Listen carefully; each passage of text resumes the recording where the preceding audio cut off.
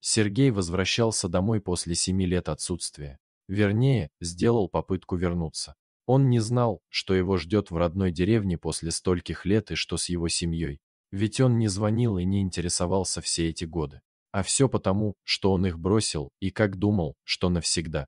Но жизнь развернулась так, что сегодня ему негде было жить, и он решил пойти на поклон к жене и сыну, с которыми когда-то так подло поступил. Он смотрел в окно автобуса, такое все знакомое, вместе с тем забытое вокруг. Нужно подумать о том, где остановиться.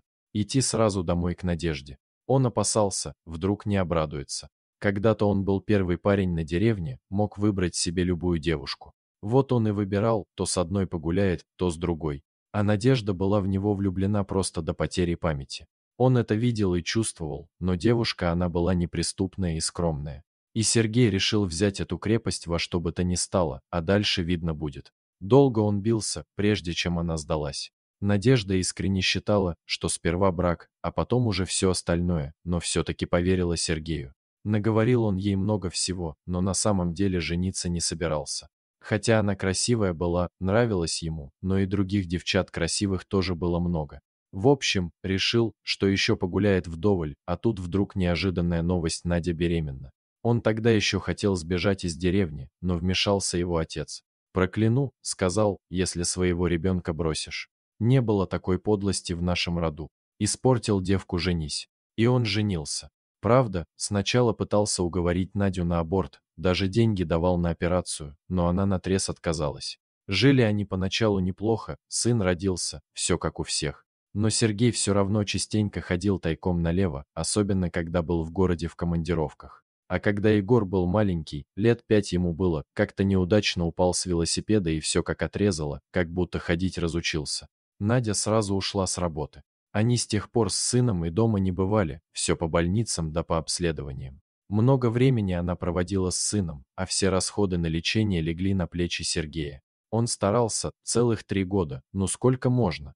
Ему тогда только 30 исполнилось, такой возраст, когда хочется жить. Несколько раз он пытался объяснить жене, что все это лечение совершенно бесполезно.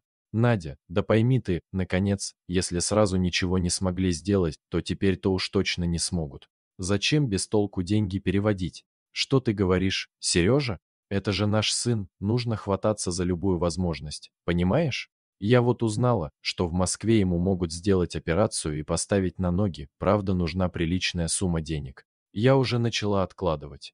Понимать-то я понимаю, но почему я с утра до ночи должен вкалывать, а даже съездить никуда не могу дальше деревни?» Надя слегка опешила. «Надя, я еще молодой, а работаю просто в воздух. Не знаю, долго ли я так протяну». Пока жена с ребенком жили постоянно в стационаре, Сергей завел себе любовницу в городе. В общем, он ушел из дома, еще и деньги все прихватил, что Надежда откладывала на операцию сына.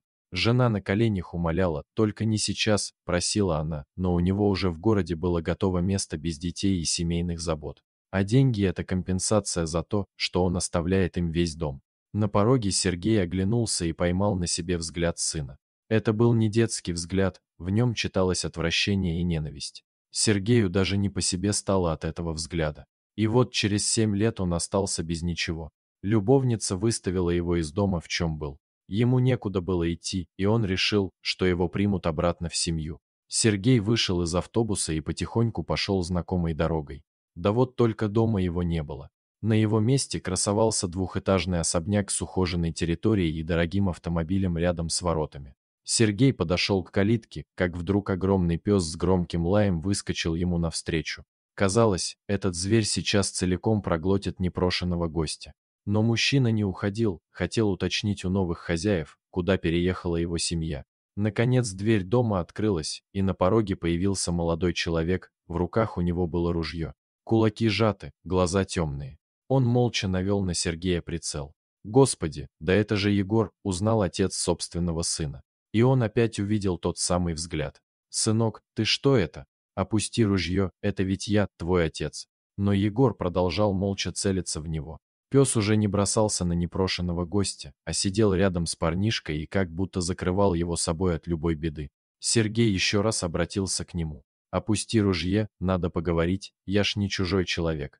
«Ты не чужой, ты хуже всех чужих», — ответил Егор отцу. «Уходи, ты украл деньги, которые были отложены на операцию. Ты оставил нас в таком положении, что и врагу не пожелаешь. Ты не платил ни копейки матери. Уходи и никогда не приближайся к нашему дому, а то сейчас собаку на тебя спущу». Сергей заметно струхнул, стал пятиться назад и в этот самый момент столкнулся с Надеждой.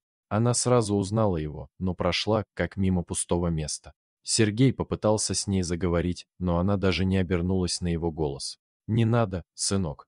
Зачем портить себе жизнь из-за такого? У тебя все впереди». Она мягко забрала из рук Егора ружье, заманила в дом собаку и закрыла дверь изнутри.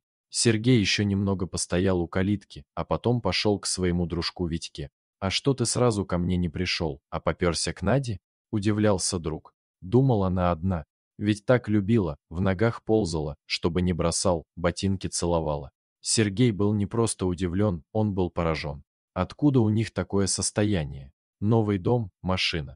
Сволочь же ты, Серега, упрекнул его дружок. А то, что сын твой своими ногами ходит, этого ты даже не заметил? Я больше на ружье смотрел, оправдывался Сергей. Так откуда все это? А все через собаку ту самую, видел во дворе лохматая бегает. Тут один бизнесмен купил в нашей деревне дом олигархов местных. Так вот, а с ним собака эта. И стали они с ней на охоту в лес ходить. И как-то в один из дней пес убежал со двора в лес и потерялся. Мужик искал его, звал, но тот пропал бесследно. А через 3 дня его грязного и оборванного привела домой Надежда. Она за грибами пошла и услышала, как лает пес, на помощь зовет. Оказалось, что он в болото забрел, там и провалился. Уж как его не затянуло совсем, не знаю. И как хрупкой женщине такую махину вытащить из болота удалось, тоже не представляю, но тем не менее. Вернула она хозяину его любимца живым. Ну, тот вроде поблагодарил, даже вознаграждение какое-то дал. А дальше интереснее события развивались. Пес так прикипел к своей спасительнице, что каждое утро оказывался на ее крыльце. Хозяин его домой заберет, а он опять к дому Надежды. Всю ночь их с сыном охраняет. И ничего сделать невозможно. Бился с ним хозяин бился, а потом сам к Надежде жить перебрался. Новый дом построил вместо старого, Егорке операцию на большие деньги сделал. Вот только жениться на Надежде никак не может, потому как она еще за тобой козлом замужем.